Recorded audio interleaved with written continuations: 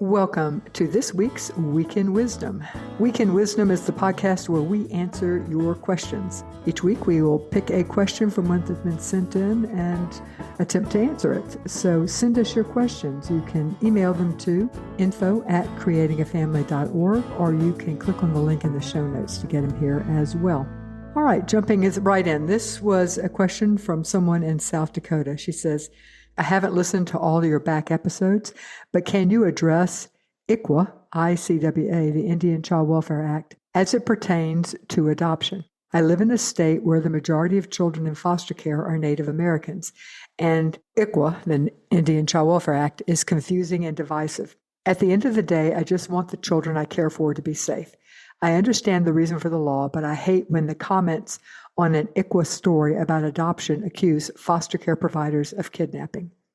Well, that's a can of worms, isn't it? I do understand your hurt. You feel like you're providing a safe landing for a child, and you're made to feel like you're being accused of doing something wrong.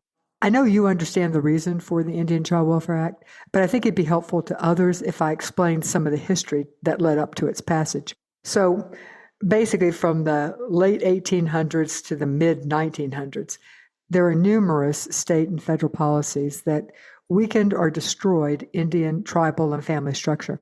In the late 19th century and the early 20th century, the federal government forced Indian kids to leave their homes and tribes to attend boarding schools. And not only was this traumatic for the kids, it also often resulted in permanently severing the connection between Indian children and their families and their tribe.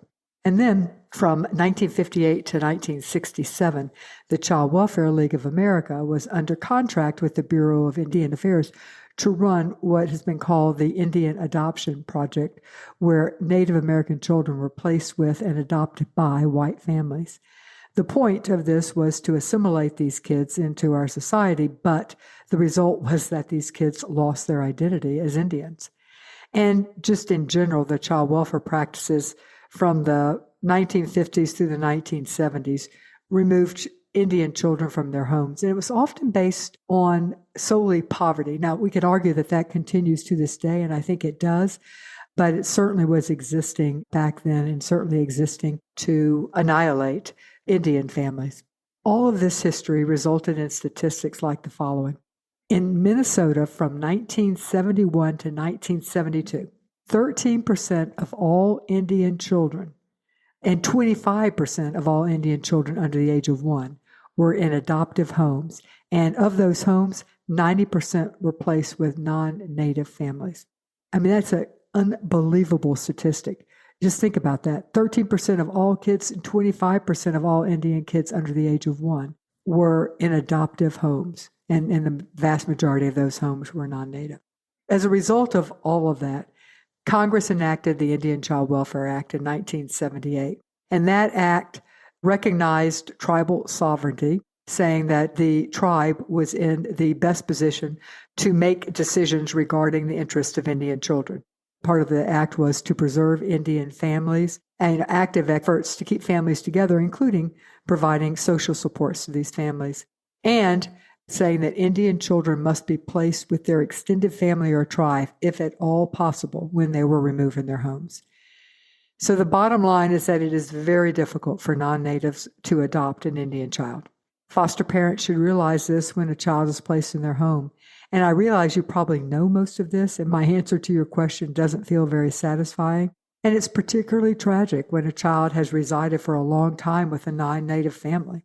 And the goal, of course, is to not place Native American kids with non-Native families for fostering, and the focus should be on finding extended family or tribal members to foster the children. But this doesn't always happen, especially in states with a large American Indian population. And sometimes it doesn't happen because it's easier and faster to find non-Native foster homes. So the result can be some very hard situations, which it sounds like you have experienced.